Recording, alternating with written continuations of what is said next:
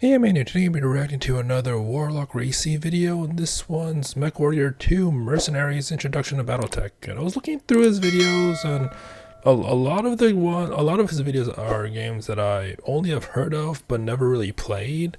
But except for this one, like this one I've actually played a long time ago, and I haven't played much of it because back in the day I got this. It was bundled with MechWarrior 2.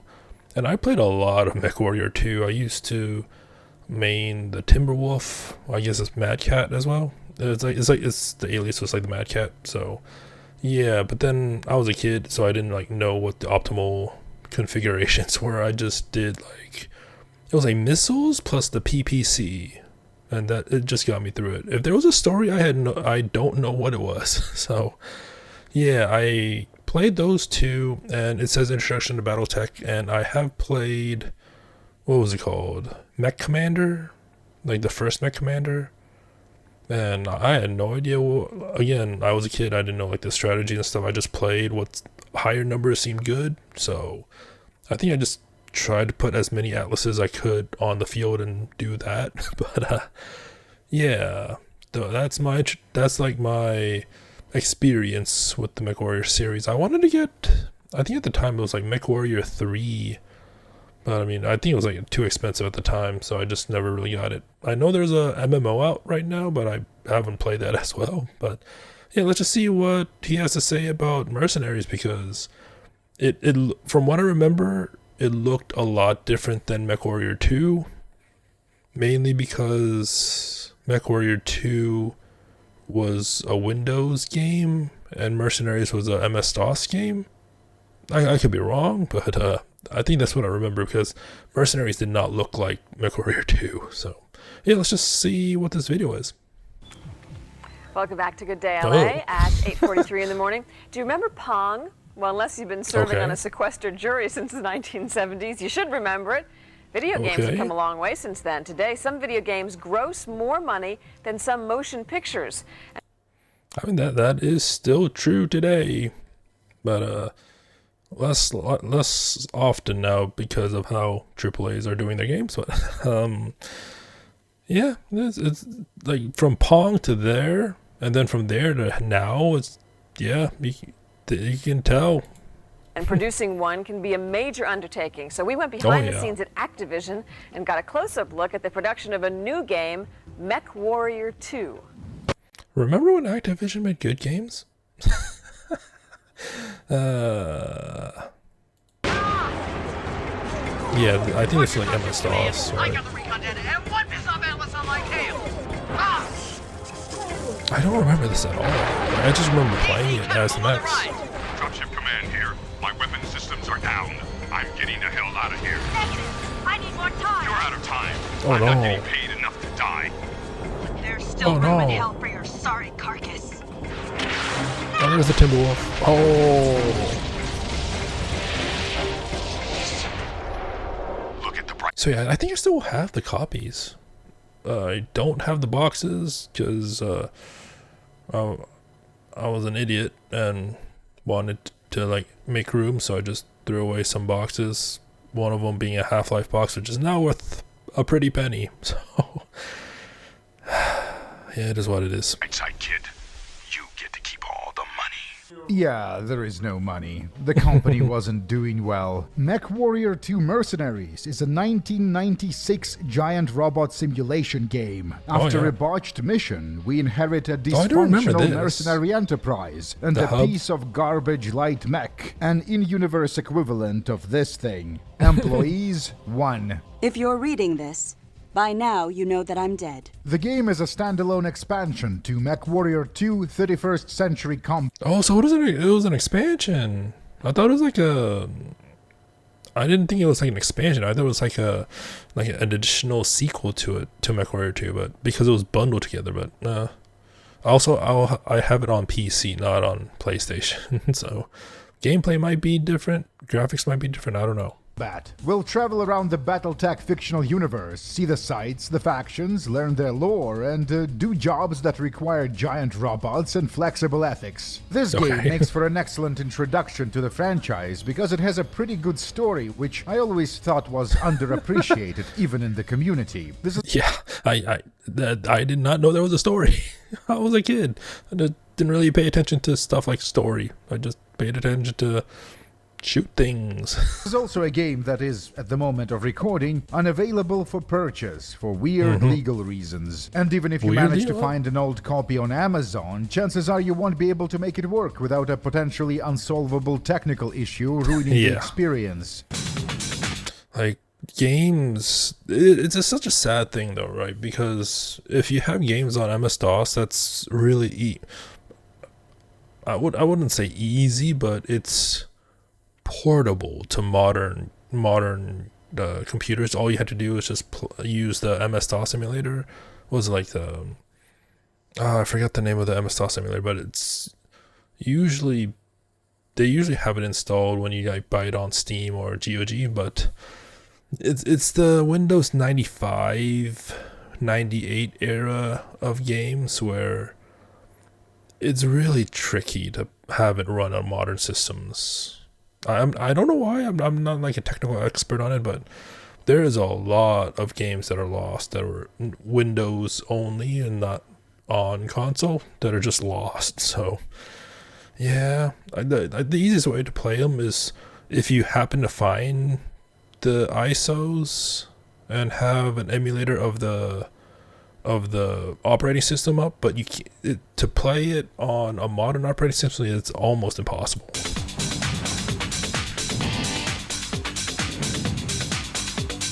Timberwolf. It's a futuristic combat simulator game. I didn't see any advertising for this, but I just saw it on the store. Just how to get it. Protagonists in the game look like those giant walkers on the ice planet Hoth, and you are a pilot of one of these large giant robots.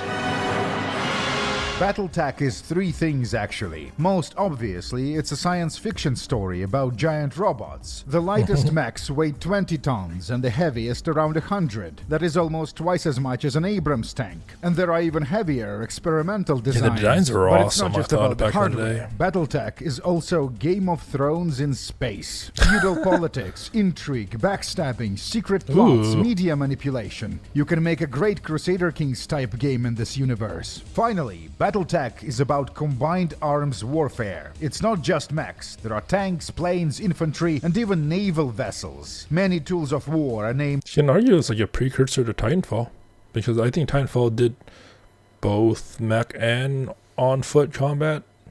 But then again, I guess the one that did it first was Shogo Mobile Armor Division.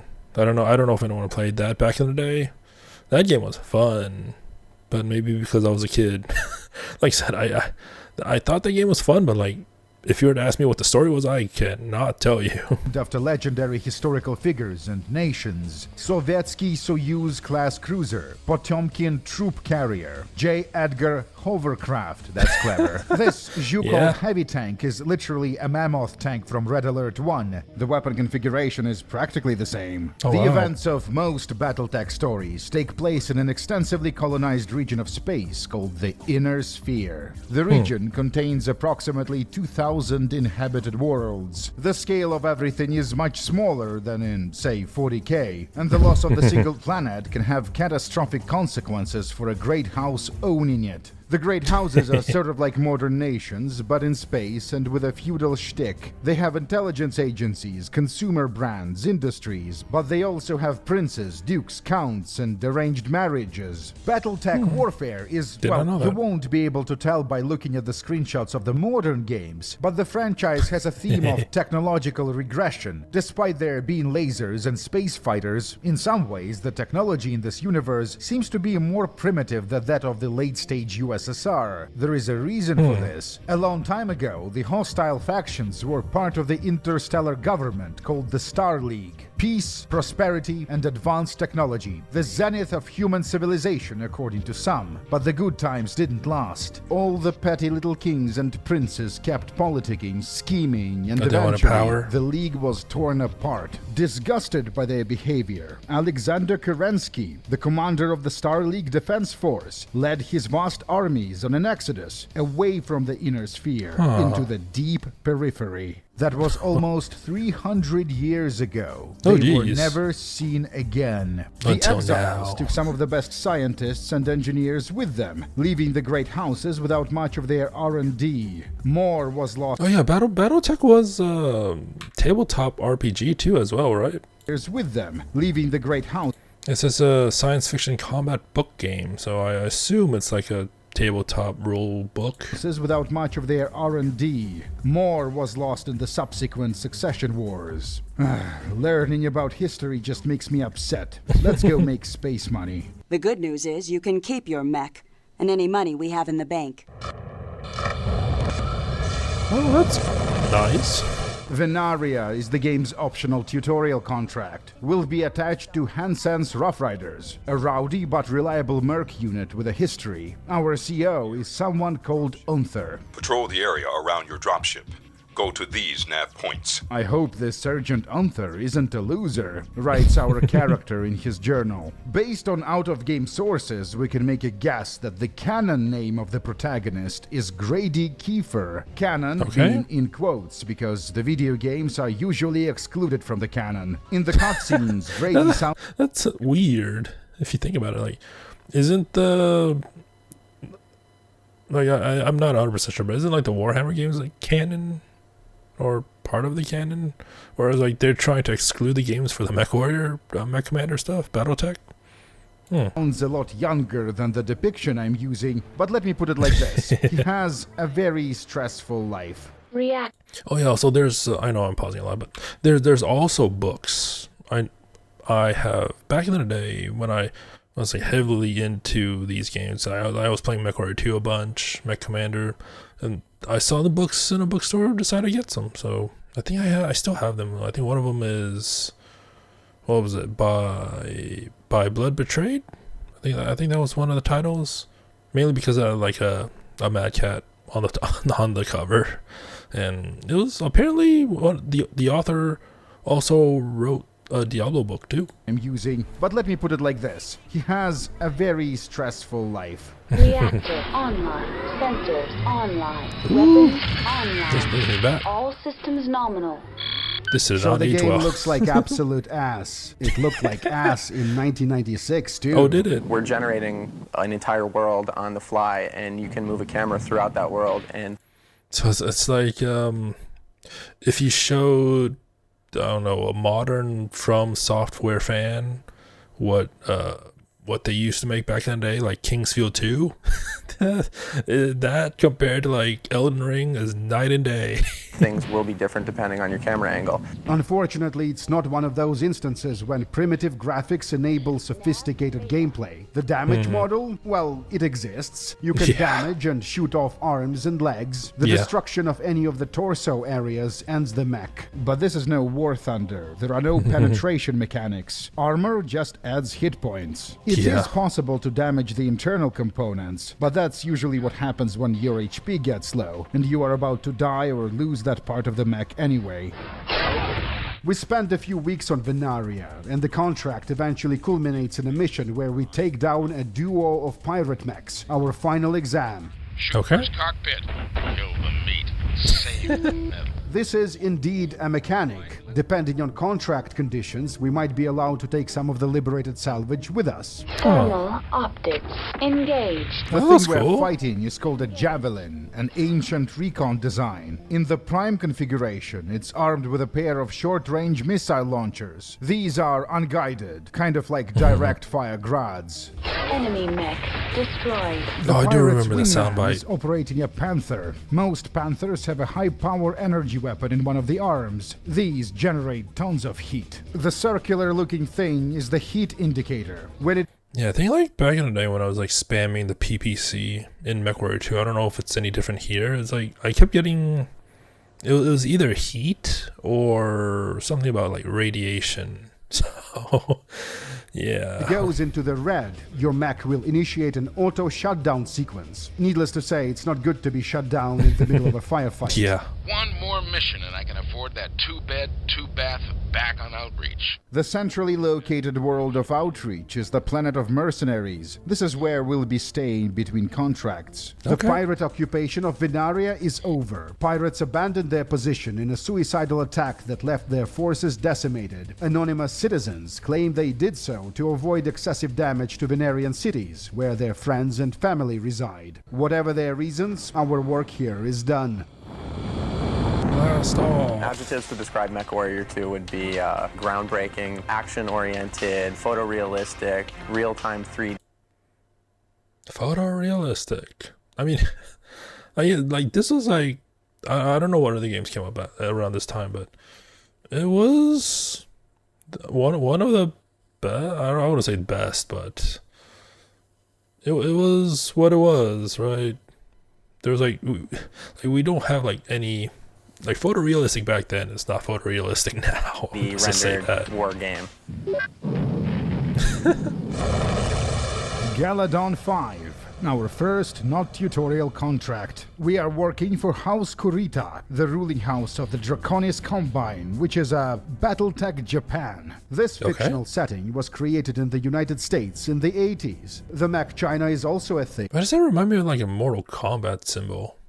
Like this emblem right here. Fictional setting was created in the United States in the 80s. The mech China is also a thing, but it's usually portrayed as being not quite as space important because the IRL China wasn't a major player in the real world yet. Accessing personnel. I love that the menu navigation is voice acted. The mercenary enterprise has to be managed. We pay salaries to mech warriors our company employs. The mechs themselves have to be repaired after operations. Maybe this why I didn't play Mercenaries that much compared to just MechWarrior 2. Parts and refit procedures cost money. Destroy the third floor of the IS Bank building. The intelligence discovered that a combined small arms company was illegally supplying the rebels. The Kurita solution is to park a mech next to their office building in downtown Washkatin and blast it to smithereens. Objective successful. At that point, the designers will then take their drawings that they've drawn out and they'll hand it off to a 3D artist. That 3D artist will then create three-dimensional images of the buildings and of the terrain. The Combine underestimated the rebels. They took Washkatin. The revolt is spreading to other Kurita worlds. Snake City. Grady is confused and frustrated. He can't see the big picture and has no idea if we're winning or losing. It seems the Galadon situation favors the Combine, but the rebellion might be making progress elsewhere. Your target. Destroy the leaders of the Beta 7 resistance. Did we choose the wrong side? A buddy of ours says the rebels are also hiring. Makes you think. This thing is a Jenner, an iconic light mech associated with House Kurita. This thing is a Jenner, an iconic light mech associated with House Kurita. The last factory making Jenners was destroyed almost 100 years ago, but they managed to build so goddamn many of them, they're still common. I love the stupid-ass Jenner art. It looks... Enemy mech destroyed. The mission is a success. The city of Washkatin is once again in Kurita hands. The Combine propaganda claims that the rebellion on Galadon 5 is coming to an end. The officials keep making grandiose statements about crushing the desperate peasants who resist our inevitable supremacy and making an example of pathetic souls who defy us. Are we the baddies? The Kurita liaison officer thanks us for our service and the We're only the baddies if you were not part of it, right? Everyone else is the baddies for that. Contract is concluded. Not bad for our first real job, but I wouldn't, invest in real estate on Galadon. The Yandex Corporation, represented by Vice President of Operations Rex Youngclow, hires a mercenary unit to investigate a new hair care and personal hygiene product manufacturing plant site on Pitkin to ensure its safety. The job pays an amazing 5 million C-bills. C-bill is short for Comstar bill. Comstar being the only internet service provider in the inner sphere. The monopoly gives Comstar incredible leverage over other powerful players. They can read your DMs and your browser history, the currency was introduced as a method of payment for what is essentially an internet service, and its value is based on data transmission time and delivery distance. Basically, the money in the robots world is internet minutes. Our protagonist is impressed with the sum. "I've never realized the old commander was robbing us blind," he writes in the journal. Group fire. Engage. That makes you think, makes you wonder where they got the payment from, right? It's a trap. The pirates have been offering too good to be true contracts to mercenary units, then ambushing them and stealing their equipment. Enemy mech destroyed. We are lucky the dropship captain who got us to Pitkin was still in comms range. Captain Kelly saved our ass. The CNS reporter on Outreach asked for our comment. We were aware from the beginning that the Yandex job was a scam. We just took it on ourselves to clean up some of the scum trying to prey on hardworking, honest living mercs. Well, someone got some PR training. Says our protagonist, lying through his teeth. New Ivarsen is House Davion territory. Welcome to Space America. But we won't be staying long. The Federated Commonwealth is helping the Kurita rebels with arms and money. It's a proxy war. We are to head to the world of Proserpina, which is one of the planets that rebelled against Kurita rule. The rebels call themselves the Free Mutineers. We fought against them on Galadon 5. Proserpina is a dump, but it's a strategically important dump. Our first mission is to reach the rebel base hidden in the desert.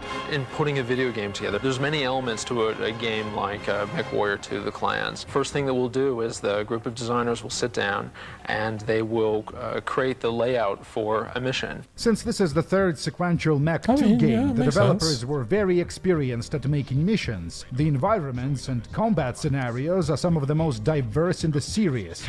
Yeah, it seems really diverse so far. I mean, it's like the beginning still. Both the rebels and the government would later claim victory in this engagement. I suppose this is realistic. The Combine put a bounty on our head. Your target, Commander Varus. The mech is a Vindicator, a jack-of-all-trades kind of a medium. Cheap, decent at most things, easy to produce, the Sherman of mechs. Very popular in the Capellan space, which is BattleTech China, but it's found everywhere, really. Reactor online. Sensors online. Weapons online. All systems nominal. The medium laser. Raider 1. Enemy It seems like she just kitted it out with all medium lasers. patrol approaching. Stay in the cave until they pass. Our task is to assassinate a Draconis commander. Kurita officers are known for their cruelty, but this guy went beyond the call of duty, allegedly ordering Draconis mechs to open fire on a crowd, back when the protests were still peaceful. Enemy mech destroyed. Another operation has us taking out a lance of assault mechs. That is, mechs that weight 80 tons and above. We don't stand a chance against something like this in a fair fight. So we ambush them, right? But this ain't gonna be a fair fight, thanks to these long-term artillery pieces. We have to make a radar contact with the enemy, and then the guns will do the killing. Our CO is talking to some Davion bigwigs, and supposedly they want to use Proserpina as a staging ground for the upcoming campaign against House Kurita. The problem is the timetable. We have less than a week to defeat the Combine. Yesterday, that seemed impossible, but the events of the next day would completely change our calculus. The Draconis soldiers have turned on the citizens of Proserpina's capital, a revenge for battlefield failures. Many of the mutineers have relatives living in the capital. We are going in with everything we've got.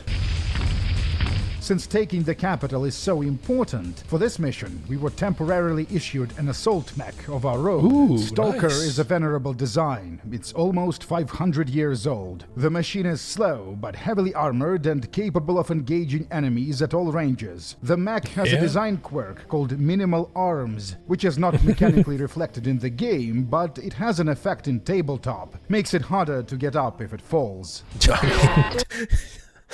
Yeah. Unless if you have like additional jetpacks to like boost you up when you fall, but gotta be careful all around the terrain. Critical shutdown imminent. Emergency heat shutdown overridden.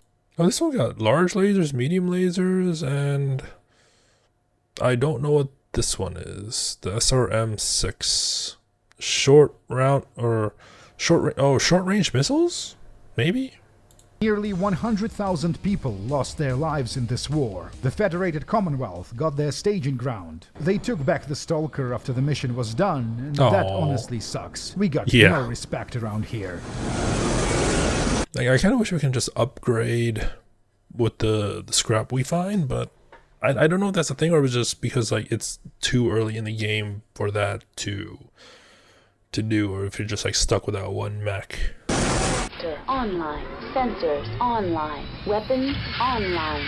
Our job is to act as a trainer for young Davion Prince. The dude is only 17 or something in the line for the throne, so he's not a significant character, but significant enough so we have to pretend that he's in charge. Is that a dragon? A strange choice for a Davion, since dragons are very strongly associated with the Combine, who mass-produced a fuck-ton of them. It's a 60-tonner with a very recognizable torso design. The mechs can kick and punch in tabletop and in some of the games, but not in MW2 unfortunately. The low-profile quirk makes it harder to hit, but again, it's mostly a tabletop thing. Dragon is basically the BattleTech T-34. It exists in numerous configurations and variants, like this thing. Great Worm, it's called. A lighter version of Dragon, one of the first unique clan battle mechs ever developed. With the creation of the Omni-Mech technology, the Great Worm was eventually reduced to a Solama unit, and its production finally ceased in 2872. Yeah, like one... Okay, random climb. One of the things that I did like back in the day was like just looking at all the different types of artworks for the mechs. Like back in the day, I found like those are really fascinating. All the different types of designs, but somehow I never put two and two together that it was from a tabletop. But I mean, then again, I didn't get introduced to like tabletop gaming in general until much later. Like I played this when I was like a kid, so I didn't know anything about tabletop gaming. I just thought, hey, a MechWarrior game where you can play as a mech and shoot things, cool. Spoilers! Forget what you just heard. There are no clans. The prince bravely charges into battle, and these pirate lights are not much of a threat. All this shit looks staged as fuck. Enemy destroyed. The dashing Prince Luther seems to have come of age, writes the Royal Watch magazine. He recently led an unidentified mercenary unit into battle against pirates on Mecham. Prince Luther was awarded the Iron Talon for bravery. Yeah, they probably just hired those goons to attack or something like that. The Free Rasselhag Republic used to be a part of the Combine, a predominantly Scandinavian population inside a Japanese Star Empire. This is how things used to be until 40-something years ago, when a Rasselhagian bodyguard assassinated coordinator Kohiro Kurita. During the Fourth Succession War, many Rasselhagians greeted the Lyran troops as liberators. The Combine lost dozens of worlds before the war's end in 3030. Your target.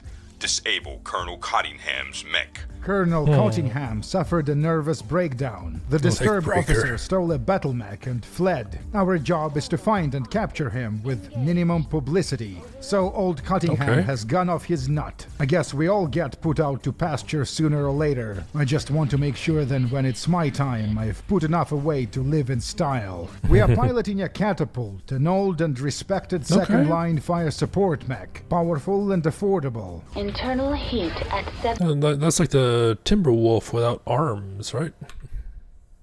Because like the Timberwolf, like it really does look like Timberwolf without arms, because the arms just be like right there and right there. Second line fire support mech, powerful and affordable. Internal heat at yes, the arms make it unaffordable. Shooting off the leg disables the colonel. Sarah Carpenter, FRR Director of Mercenary Affairs, said they appreciate our tact. We will inform our warriors of Cottingham's fate, but the FRR will not be dragged through the press. This mission actually takes place on an ice ship, Paradise Hope, in space, about 1 astronomical unit away from planet Lysen. The planet is water-starved, but the Free Rasselhag Republic plans to haul a giant chunk of ice, free-floating in the Lysen system, 150 million kilometers to the planet. The Hydrodynamics Corporation expresses concern that the ice chunk could break up in Lysen's atmosphere, endangering the planet, as well as its business model of supplying imported water to the world. Reactor online. Sensors online. Weapons online. All systems nominal. Long-range missiles. Nice. This is one of the more strange and exotic operations in any of the I don't remember games. this at all. Enemy aircraft. I guess I didn't get this far in it. Aerospace fighters are similar to conventional fighter aircraft, but as the name suggests, they are capable of operating in both atmosphere and in space. They are about as heavy as battle mechs. There are 100-ton heavily armed and armored starfighters. The arrogant fucker bumped us out of the way.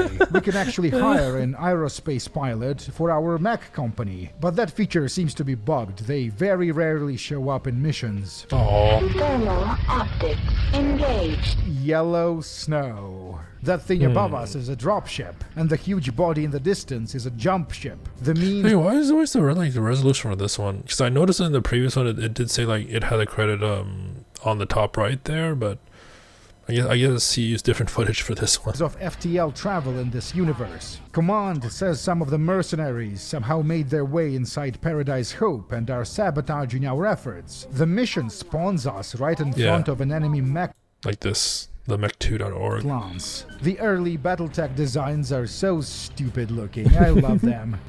Enemy mech destroyed. After we mop up the mercs, the engineers discover a small nuclear device implanted. That whole setting looks so trippy with the walls. After we mop up the merc. Like it's all like changing and morphing. Probably just because of the tech back in the day. The engineers discover a small nuclear device implanted on the wall of the cave. If I recall correctly, if you take too long to kill the bad people, the nuke will actually go off. And surprisingly, it will probably not kill you, but it will destroy a part of an ice ship, meaning Paradise Hope will reach its destination with less ice. A news feed stated that the Dread Legion was not being paid fully for their work in the Draconis Combine. I can't imagine like seeing this on a PlayStation. Just because I grew up playing more PC games rather than console. Because I got into the PlayStation really late, so like I would imagine this being like an early Windows game because of the text. So. Yeah, a lot of these like Windows games had this. I don't know what font it is, but it has this font. So Dread Legion was not being paid fully for their work in the Draconis Combine. Their content arbitration went sour when Comstar sided with Kurita. The two parties had a falling out, and as a result, the Legion took the planet Gravenhag as compensation. A very arrogant move. The main character thinks Fukuzawa must have fucked them over pretty bad if they dared to do something like this. Group fire engaged. Group fire. We took control of the water supplies and cut the Dread Legion off from their dropships. Ordinarily, this is when they would sue for peace. Negotiations would commence, and then the mercs would part with some of their mechs and cash, and the Combine would allow them to depart. That's how these things normally go, but not this time. Why is it not Destroy all enemies that try to come down the pass. Fukuzawa wants blood. Around half of the Legion would be killed before the survivors find the means to flee off-world, and eventually we discover the reason they were so interested in this planet. A lost stack cache was discovered on Gravenhag. Lost stack is a term for advanced technology that existed during the Star League era and was subsequently lost during the wars between the great houses. Koki Hussein, a local politician, told the reporters that the cache contains several extremely advanced computers. Fukuzawa would love to get... Yeah, because that's not gonna spark the interest of multiple parties, hands on this. Gravenhag is within the Draconis territory, but Major Hussein already entered negotiations to sell the cash to the Federated Commonwealth. We are sick of being pawns, he said. Now we can afford our own mechs to keep people off our planet. While being pawns. It was all over the news. Henrik Grimm III, the pirate king of Oberon, led his raiders against the Free Wrestlehag Republic planet of New Caledonia. In an act of brutality that astonished the Inner Sphere, the pirates razed the city of Lost Hope, butchering its inhabitants. There was no strategic reason to do this, just some sort of a petty grudge he had. The battle against the pirates is unsophisticated. A lance of our mechs confronts a lance of their mechs in the middle of nowhere. Okay. Nice music. We also have an originally composed audio score. The 1995 MechWarrior 2 was always praised for its fantastic soundtrack. Oh, that one came out in 1995, and then I totally forgot when he said that the Mercenaries came out. But this version is even better. Okay. I forget how good music back in the day was, even though it's not as high of a fidelity. I think that's the right term, as is nowadays. It still has its own charm to it. Hey, sounds good.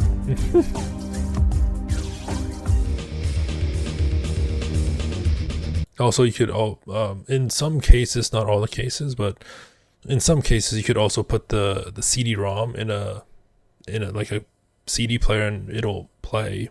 I know for a fact it works with House of the Dead, because I think I listened to that ending track a lot of times, and I think it also works for.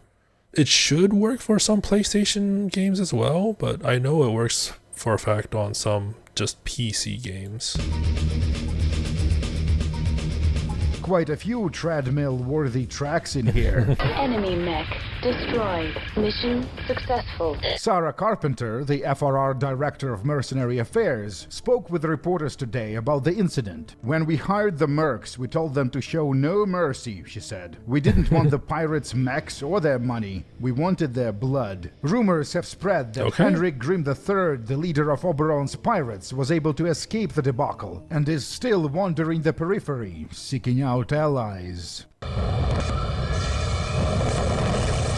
Solaris is a system on the border of the Lyran Commonwealth, which is like BattleTech Germany, and the Free Worlds League, which I heard described as BattleTech Byzantium. But I have a friend who is a League fan, and he's from Canada, so my brain chose to remember the Free Worlds League as the Canadian Star Empire. And Solaris 7 is it's the Vegas of BattleTech. But instead of conventional gambling, it's all about gladiatorial battles and giant robots. Other than that, it's the same. Fortunes are won and lost daily. Your target, all enemy mechs. Your odds are 3-1 against. Oh, wow. Engage. Impressive area design. Let's be honest, nothing in this engine looks good, but they are making the best of it. Your odds are 5. Wait, like, it might not be the best looking thing back in the day, but it works and it's passable, and as long as it's not like super flashy or like seizury, then it seems fine. 1 against. The idea of mech gladiatorial combat turned out to be hugely influential and was explored by several subsequent MechWarrior games. The best implementation was in MechWarrior 4 Mercs. After the initial victory, some important people took interest in us. The protagonist was moved to a fancy hotel. That does not seem structurally safe. I'm sure it is, given all the types of materials they have, but in their world, but I don't know, something about this does not feel safe, especially if it's just on what seems to be a hillside made of dirt. So And now he spends his time socializing with important off-world dignitaries. The hero is not impressed with these people at all. They are too stupid to live, he writes. Right. Your odds are 10-1 against. 10-1 odds. Engaged. The final battle, the Iron Skull Mountain Arena. The blocky Atlas, 100 So that's the final battle of the game?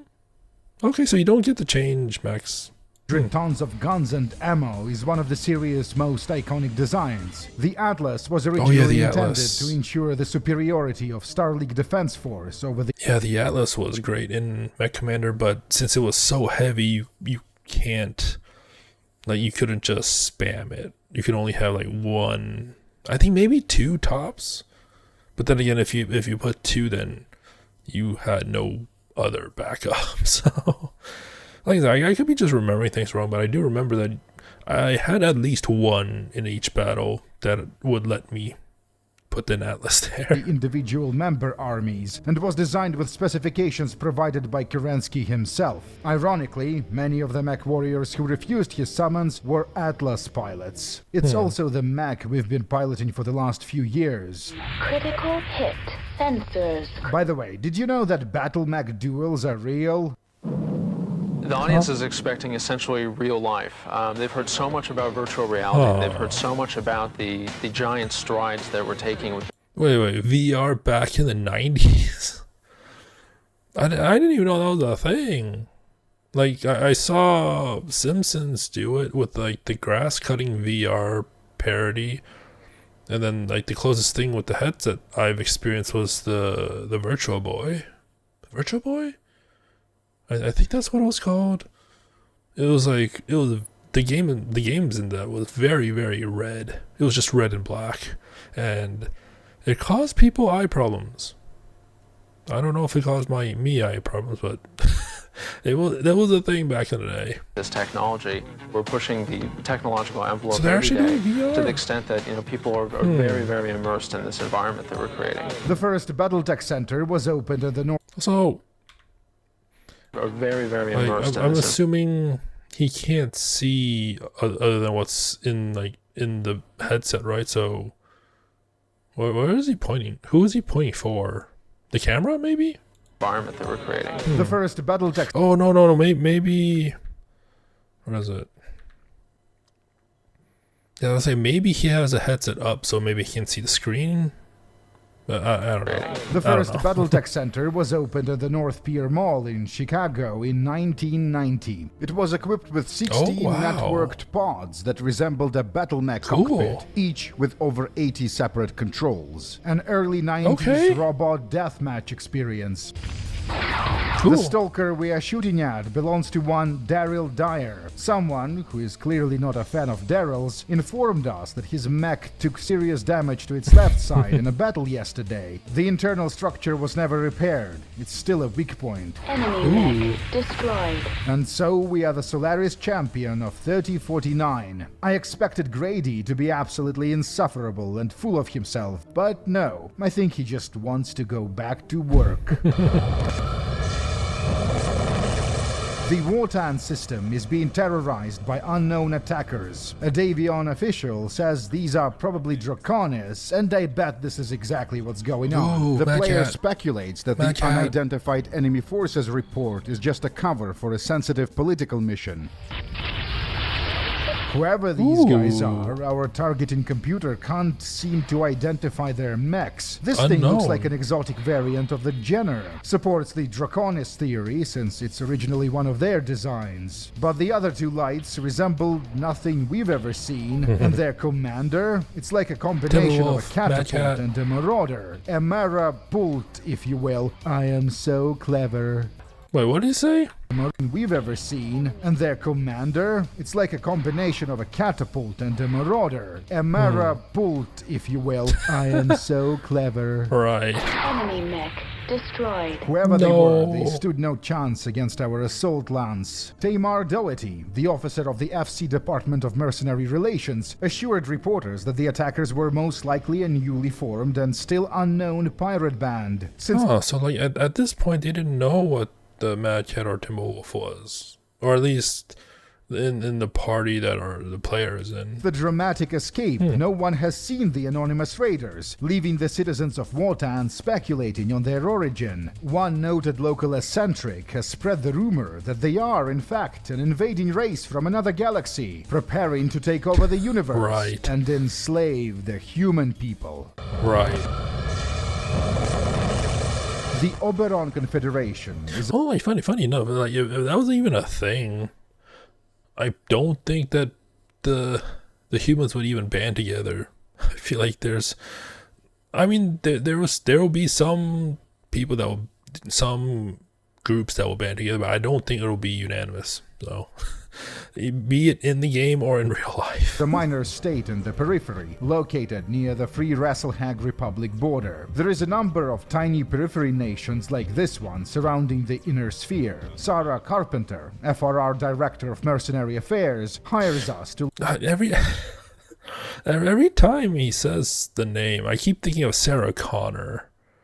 I know that's just me, but yeah, I keep on thinking of Sarah Connor. Launch a deep strike against the Oberon Confederation with an explicit goal of eliminating the Pirate King Henrik Grimm III. Reactor online. Sensors online. Weapons online. All systems nominal.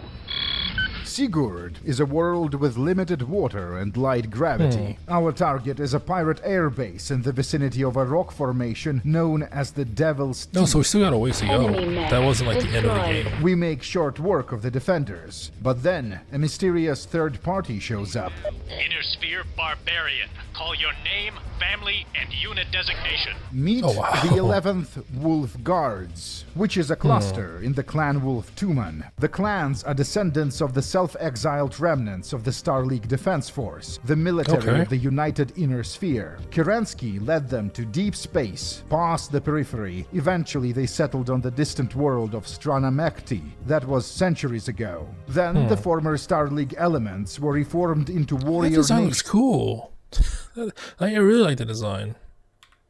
Centuries ago. Then the former Star League elements were reformed into warrior nations, each named after a totem animal. While the Inner Sphere was mired in the destructive succession wars, the clans experienced a technological renaissance. This is why our targeting computer was unable to recognize their mech designs. They're new. I've completely lost the track of time. The other prisoners are pirates, members of Oberon's army. They say Grimm took his own life rather than fall into Clan Wolf's hands. Sometimes I wish I had the courage to do the same thing. Grady spends a month in a Clan POW camp, and then a miracle happens. Our cellmate, Mitch Skylark, the Raider technician, was able to open the electronic lock on the barracks door. Hell yeah, we driving a stolen hovercraft. A downgrade from our Atlas perhaps, but the enemies we'll be facing in this mission are lightweights. Connecting to... Oh, I totally missed the part where he said we used an Atlas. I thought we had the same mech from the beginning all this time, and we just like, I don't know, added more stuff to it and did whatever with it. I don't know, but oops, that was my bad. Satellite link. Like GTA 1. Not really. That's the wreck of the ship that got us to Sigurd. Our mechs are still inside because of plot contrivance. The Oberon Confederation, the people we came here to kill, will end up being our saviors. The Raider dropship Fire Stallion is in high orbit overhead. They were about to leave, but our friend Skylar convinced them to try to help us out. We, of Clan Wolf, are the greatest warriors of the human race, first among the clans. Yet you, a mere mercenary who cheapens the purity of warfare by placing a price on it, have escaped us using your low, dishonorable tactics. We will encounter you again, and we will destroy you. Looks like we're safe. But nobody believed our story. Descendants of the Star League? Kerensky? Children's tales. Is this Clan Wolf in the room with us now? Sarah Carpenter called our story an excuse for failure. A Comstar arbitrator approved Carpenter's petition to pay only half of our previously negotiated salary. While the mercenary story is hard to believe, socio-historians concede that a small pirate kingdom could have survived deep in the periphery for centuries, developing a wildly different culture. But the Wrestlehane government... Like, if you're off sequestered in your own corner there and no one's there to, I guess, check in, stop the progress, or have any conflicts, like, they're just going to prosper in their own way and build and get more advanced in their own way. Believes that the entire report is a hoax created by Gunheim Entertainment Multimedia Corporation. The sequel to their blockbuster Invaders from Beyond 2 is due to release in 3 weeks.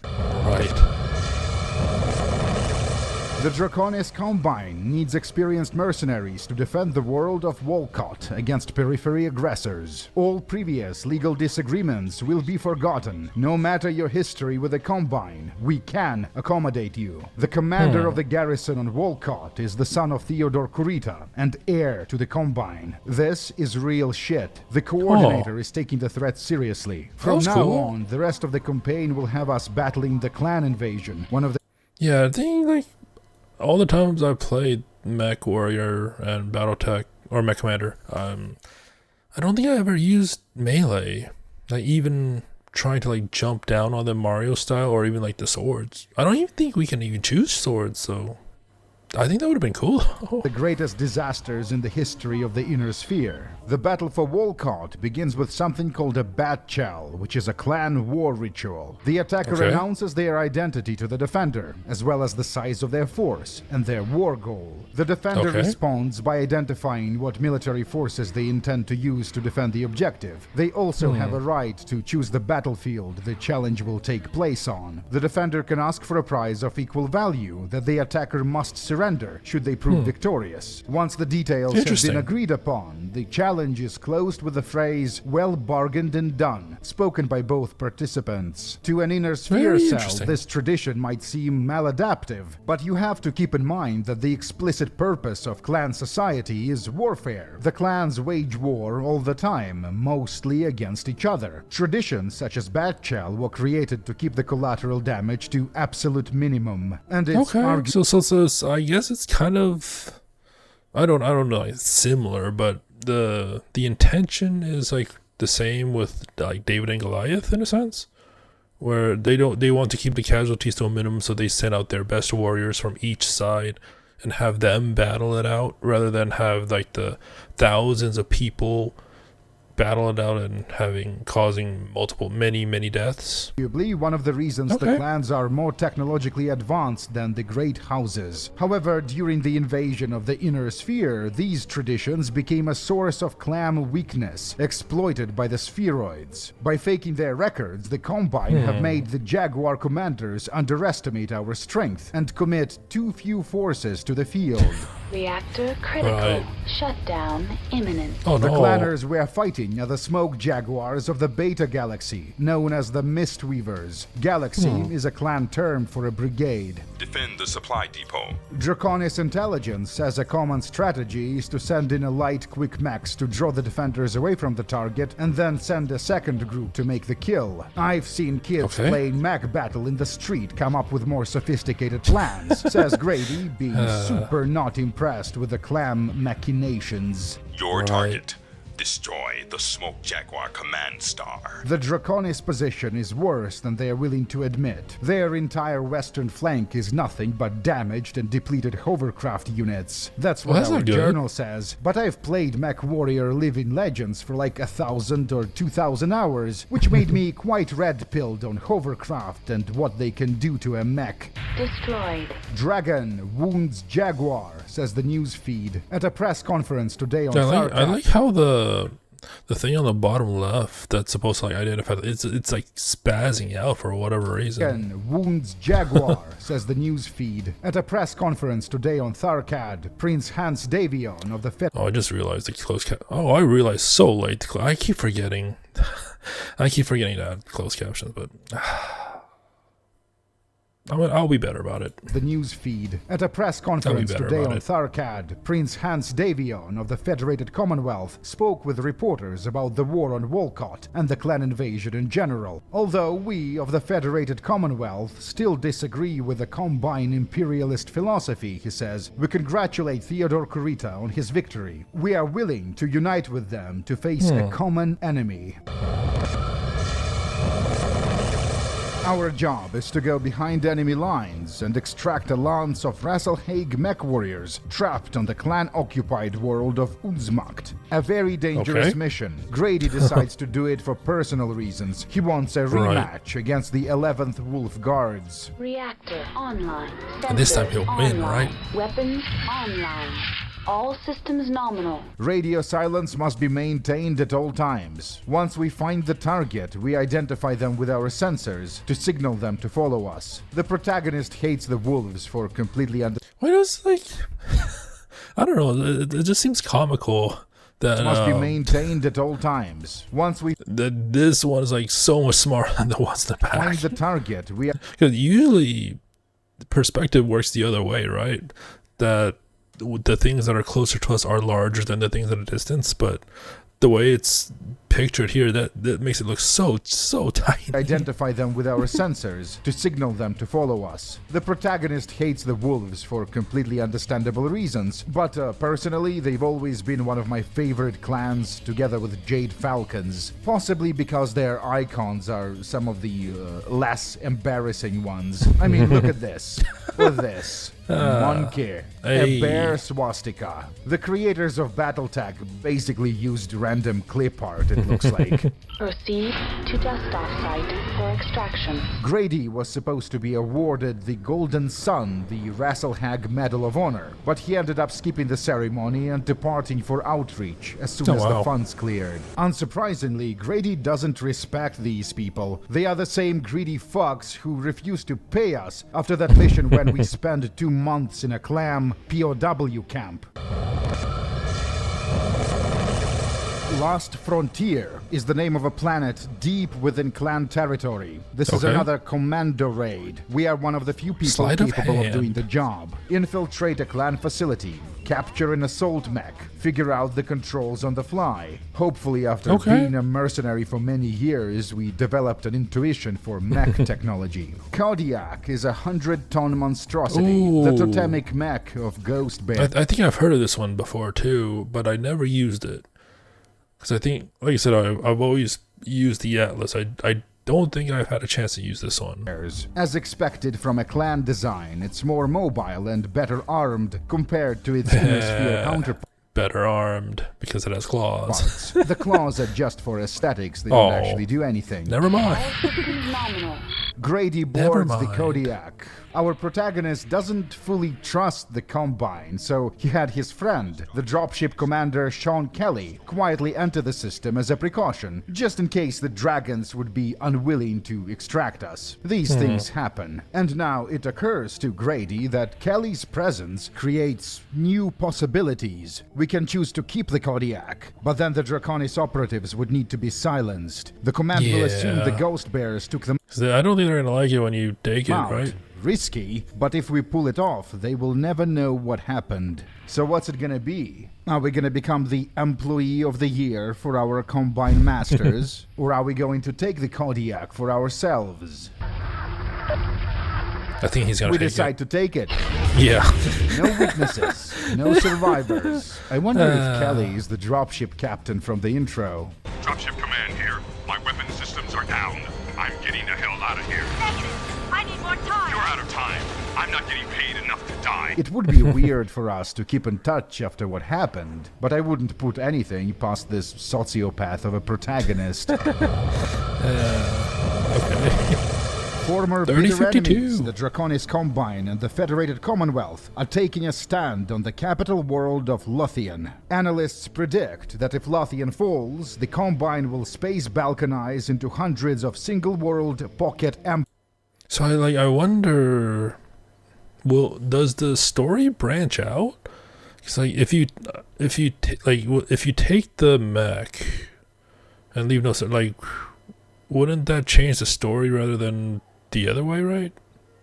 But I mean, like I said, I haven't played it this far in, so I don't know if that's a thing, if multiple paths, multiple endings were a thing back in the day for like MechWarrior games. Fires that will swiftly fall to the clans. Smoke Jaguars call this Operation Dragonslayer. Coordinator Takashi Kurita will be leading the defense of Lothian himself. We will be taking our orders directly from him. Wait for the ambush to damage the clan mechs, then attack. A bunch of industrial mechs, normally used for construction, have been equipped with bombs and fake armor so that they look combat capable. All systems nominal.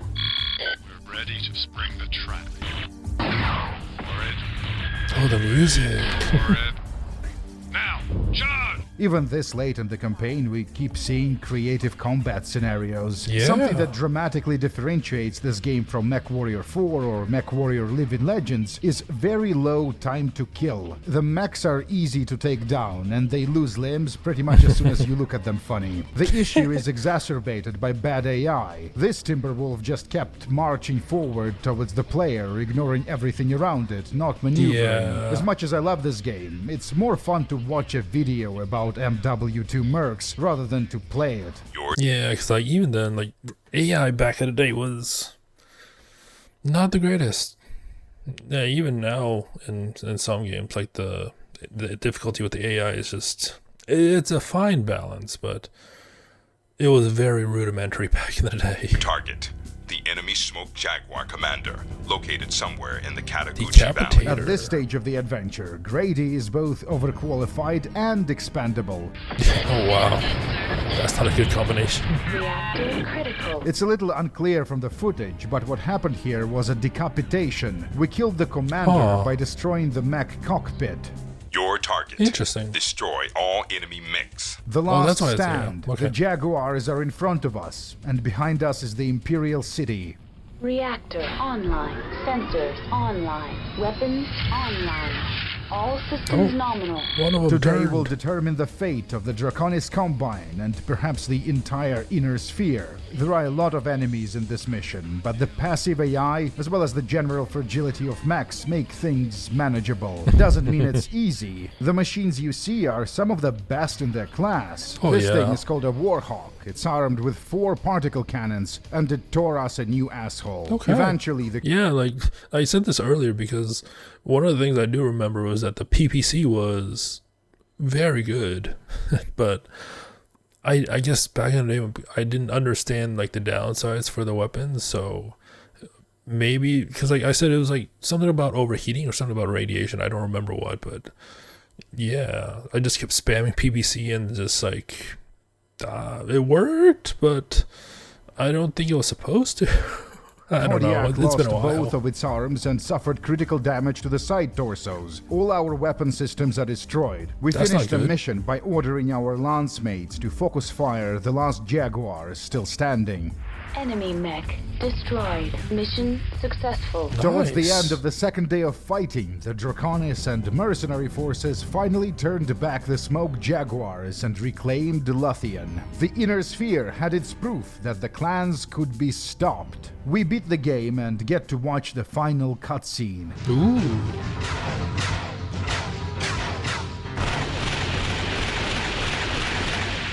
You know, I've been thinking, how the...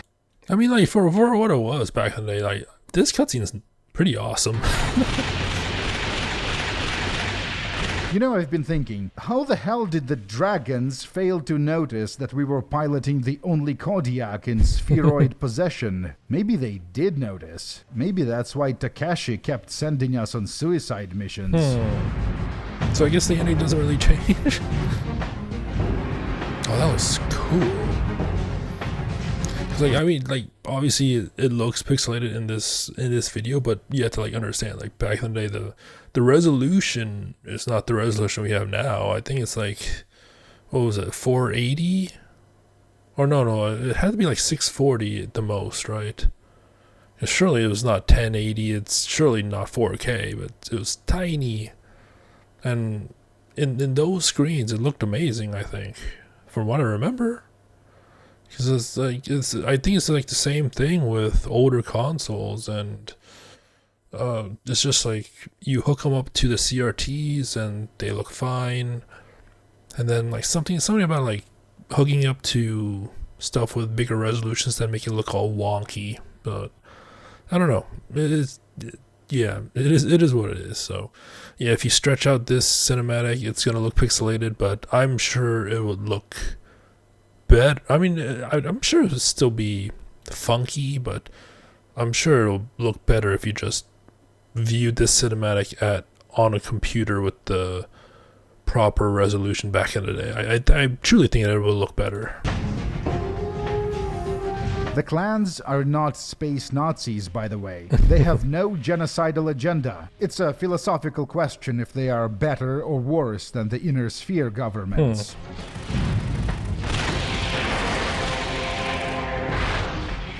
It's symbolic, you see. The Kodiak is a scary clan tech. The mech that destroyed it is an Atlas. This is a display of triumph of the Inner Sphere over clan culture. Okay. Grady's mercenary career lasted for 8 years, but it was intense. I think part of it was in a POW. He will not become a Cottingham. Relaxing with a martini. I think it's only a matter of time before they put the 2 and 2 together. You should change your name, Grady. Or better yet, come back. Reactor online. Sensors online. To Sigurd. You killed enough wolves to make them respect you. That's how clans work. There is a new home waiting for you, Grady. Speaking of a new home, I'm sure that'll be followed to MechWarrior 3, right?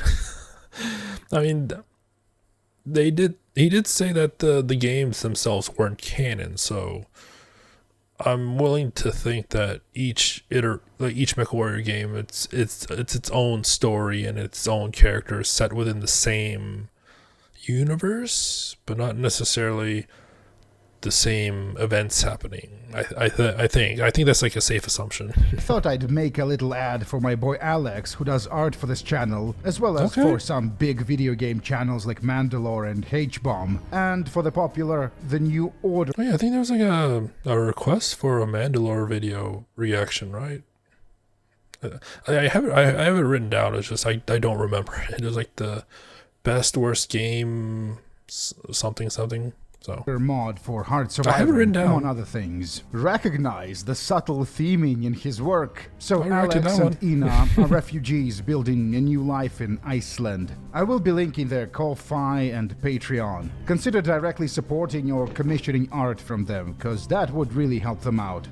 These videos are generously backed by the members of Anti-Clam Action Committee, including Jim Lawrence, Yuri Solodovnichenko, a two-room apartment in Bobruisk, Belarus, Combat Lobster, Rain Nerds, or is that just like Sky Spy advertising 7, commercials? Chungolian, 1967 Ford Mustang, Dima Urban, Assassin, I've never and seen anything Benetol like the that Doggo, in the game Nathan when he showed Kubisha, it. C6, So I really think there's Hibernia commercials. Scholar, Richard Jackson, Felix Cherevko, Mac Harris, Byron Callan, Haim Rowan, Brian Johnson, Strupp, Alpha Potty. The video uses borrowed footage from this channel. Thank you, Sir MMPD Radic. I wasn't able to make the game work in a stable fashion, even with the fan-made fixes. Another thing I want to comment on is the classic BattleTech font I've been using and abusing. My first thought was, wow, that shit is unreadable. But my second thought was, and that's excellent. Means you are getting an authentic experience. The visual elements of this franchise were always extremely uneven in quality and stylistically inconsistent. Experiencing this is part of the journey. So, MechWarrior 2 Mercenaries is a video game. A good story, but it's too mechanically and visually crude to play. Why not try out MechWarrior 4 Mercenaries? The story is just as good and there is more gameplay depth. Unfortunately, the graphics in that one also look dated, but it's... I mean, yeah, because it came out during... What is it? Windows ME? Or was it still Windows 98? But yeah, those was the games back in the day it looked good. They looked good for the time, I think. But surely they weren't like the best looking games of the time, but it was fine. And also, I don't think that's, again, if it's a game that came out in like the Windows 98 era, I feel like it's going to be really tough to run nowadays. So I don't know if we can get MechWarrior 4 Mercenaries to run, but maybe it's on GOG. I don't know. I didn't check. It's a different kind of dated. Coincidentally, one of the endings in that game is exactly this. The protagonist goes to live with the wolves. Spoilers. But if you like the graphics so much, why not try out MechWarrior 5 Mercenaries? It had a rough launch, but fellow nerds tell me the game is quite good now. And if you prefer a strategy type of experience, you might enjoy Mech Commander 2. It's an RTS about... Oh no, so I guess I played Mech Commander 2? Because I remember that font. I remember this font. But I honestly don't remember if I have Mech Commander 1 or 2, because I know I played one of them. And I know I probably said earlier in the video that it was Mech Commander. Honestly, seeing this now, it very well could have been Mech Commander 2. experience, you might enjoy Mech Commander 2. It's an RTS about managing a mercenary company, charming early 3D visuals, olden-style FMVs, what's not to like. But my favorite game in the setting is BattleTech. Just I don't remember BattleTech, at all. made by the same studio responsible for the pretty decent Shadowrun RPGs. And you guessed it, it's about managing a mercenary enterprise. So it's almost here. MechWarrior 2 will be at a software store near you, coming this July. Our legal analyst Luke McKissick joins us next to explore key issues in the Simpson trial. Did OJ leave his house? It was around that time. Oh no, the trial was still going on. With 5 bags, but only had 3 when he got to the airport? We'll talk about that and more when Good Day LA continues. Okay, so yeah, that was another Warlockracy video. Sorry, I didn't have the closed captions on until like way late, but I need to do a better job with that. But yeah, I kind of wish he would have talked about MechWarrior 2 in general, not just Mercenaries. But I mean, the title was just called MechWarrior 2 Mercenaries, so it makes sense. Yeah, it was a game I played not a lot of. I played more MechWarrior 2 than Mercenaries, I believe. Like I'm starting to question myself now just because it's been so long.